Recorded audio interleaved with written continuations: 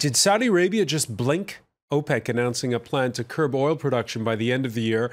Riyadh suddenly in favor of closing the tap after long shrugging off collapsing crude prices with an eye to squeezing both regional rival Iran and U.S. shale oil, unprofitable in these days of sub-$50 a barrel crude. So will OPEC really tighten production as they've announced? Is the world's largest oil producer really feeling the pinch? It's just announced austerity measures, but still sits on a massive sovereign wealth fund. What does that money buy when you see the U.S. Congress overriding a presidential veto on suing the Saudis over links to the 9/11 attacks? Finally, it's not just our dependence on Saudi oil, but oil in general. Paris, which at the end of last year hosted a climate change summit, now home to its annual motor show. 1 in 4 models sold in this country are now gas-guzzling SUVs. What does the future hold on that score? Today in the France 24 debate, what is the deal with oil? And with us from Jeddah, Mohammed Al-Saban, former longtime consultant to the Saudi oil ministry. Thank you for being with us in the France 24 debate. Thank you. From Washington, welcome back Reza Marashi of the National Iranian American Council. Here in the studio, Nicolas Menin, he focuses on energy and transport for business consultants Frost and Sullivan. Good evening. Thank you for being with us. And from London, Michel Maiden of consultancy Energy Aspects. Thanks for joining the show. The France 24 debate, where you can join the conversation on Facebook and Twitter, the hashtag F24debate. OPEC, it's the club of nations that pumps out more than 1/3 of the world's oil. It's agreed for the first time since 2008 to curb output. Clément Bonnereau has more. A surprise decision. OPEC members have agreed to cut oil production for the first time in 8 years. Today, OPEC has taken a historic decision. OPEC will go back to its role of monitoring the market. It's a role that it lost many years ago. It is reclaiming it. The decision is aimed at boosting global crude prices, which have collapsed over the past 2 years, reaching a 13-year low of $27 a barrel in January.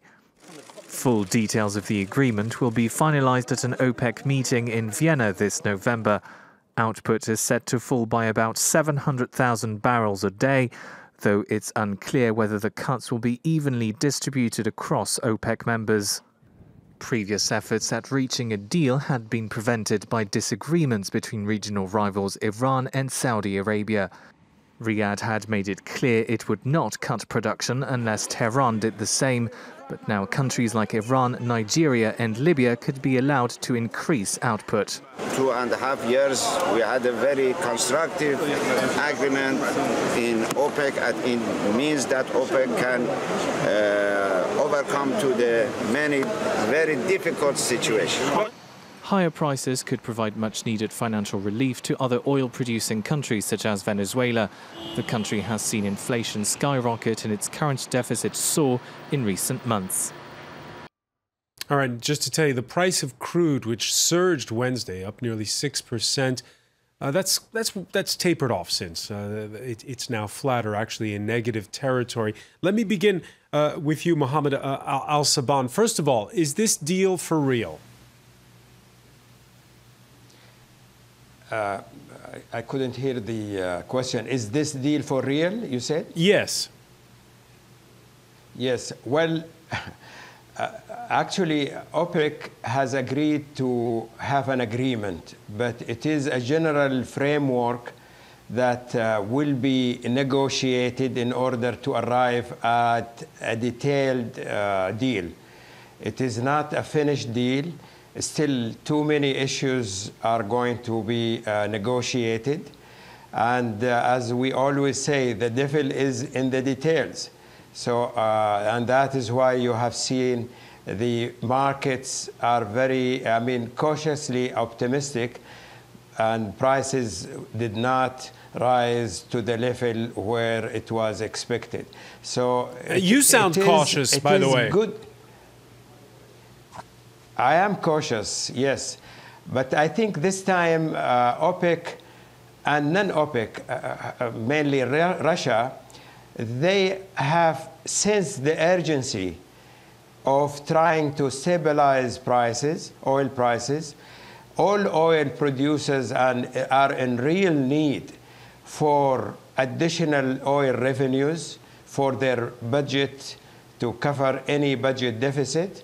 So I think with this understanding, they came together, and it shows that OPEC is still alive, contrary to what has been said in the West, that OPEC is dead. It is not dead, but it requires, or it is asking the cooperation of non-OPECs, not only Russia, but also others like Mexico, Norway, and others.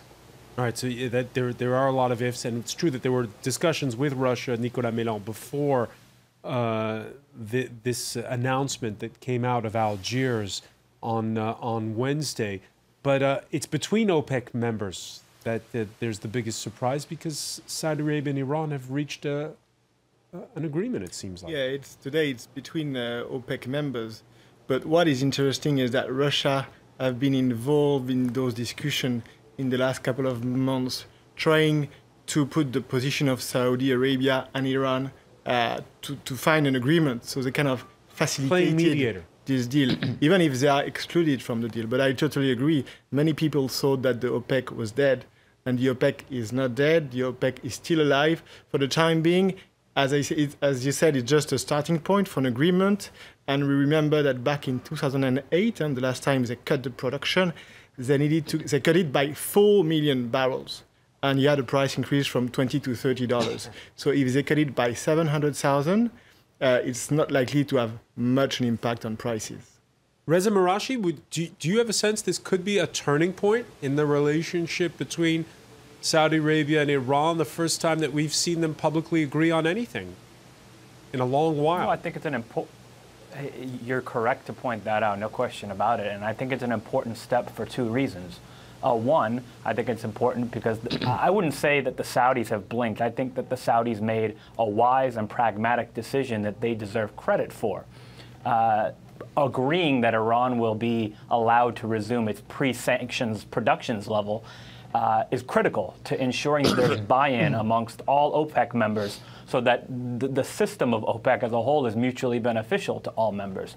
But perhaps even more importantly, it demonstrates that even at a time of heightened regional tensions, two important countries that need each other in Iran and Saudi Arabia can put the whole set of differences aside to focus on core issues that affect the economic and political security interests of both countries. And I think that could potentially serve as a model going forward to address a variety of other issues of conflict and tension between the two countries. Yeah, this doesn't happen in a bubble, is what you're saying, that this could have a knock-on effect on, what, the conflict in Yemen, the conflict in Syria, the standoff between the two nations more broadly?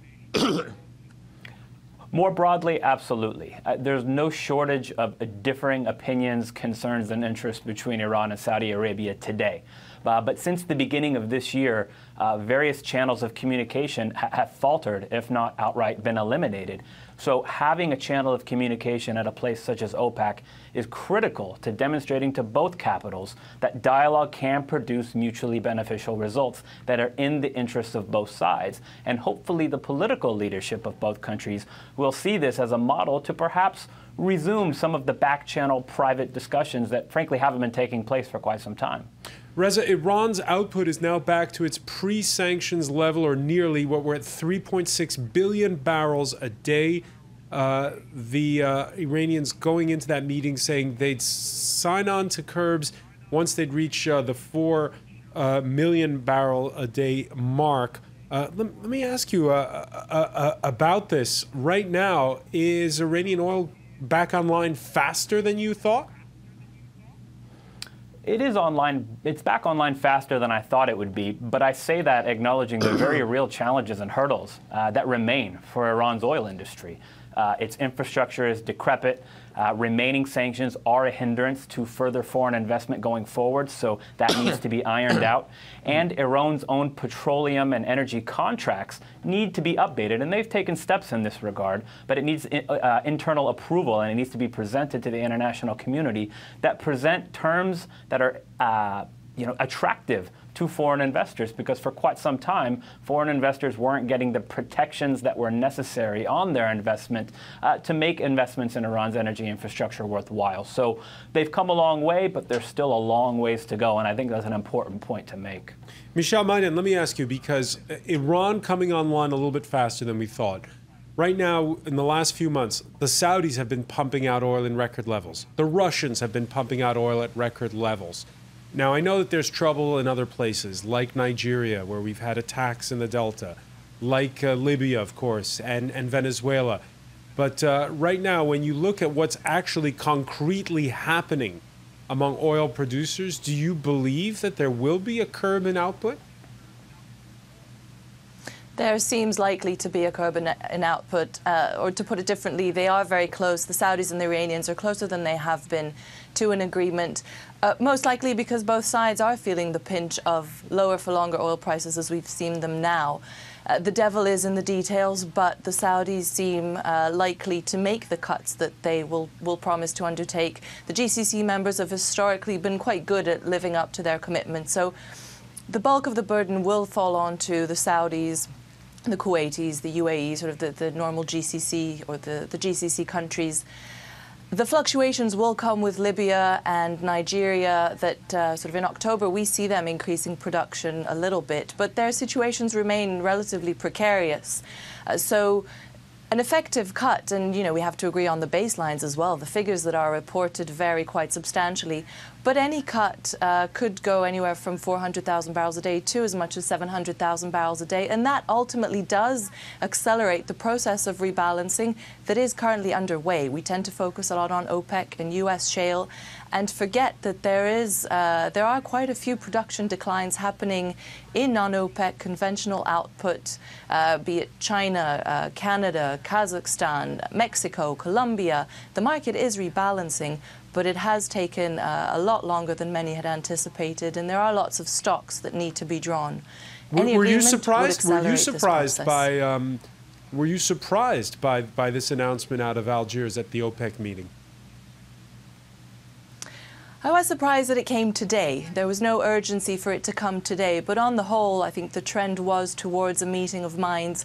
Again, the Saudis are under greater financial pressure, and the Iranians have probably, without wanting to admit it, peaked in terms of their ability to increase production, at least in the near term.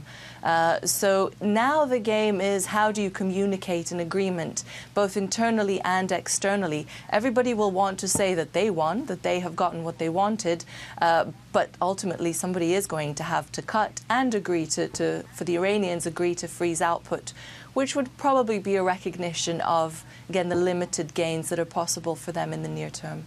Mohammed Al-Saban, do you agree with what Reza Marashi said, that this could be a gateway for agreements between the Saudis and the Iranians on topics that go well beyond just oil?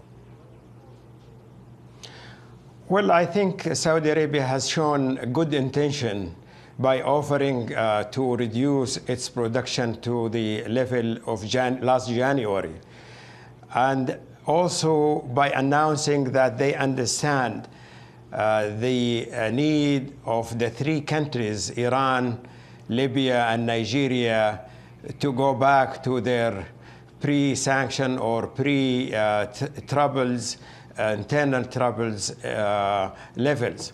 So I think Saudi Arabia has shown that intention, the same as it is always showing on political level. In political level, we are saying we can extend our hand to Iran, given that they don't intervene in the regional issues matters. But I think we are still need to work out that. This is a good introduction to any kind of dialogue. Saudi Arabia is always ready if Iran is ready, and by saying ready, not only just talk for the sake of the talk, but ready to stop interfering in the internal issues of different different regional countries. So I think we are there, but we need someone who can really control the dialogue. But going back to the production, I mean, the current agreement among OPEC, I think OPEC has made it very clear, and also Saudi Arabia, in 2014, that we have only 32% of the total world production. We cannot do it alone. And when Russia started to approach OPEC and showing interest in cooperating with OPEC, then things start to roll over. Right, the discussions you're saying with Mohammed, the discussions you're saying with Russia were key. We have to take a very quick break. We'll be right back. Stay with us. You're watching the France 24 debate.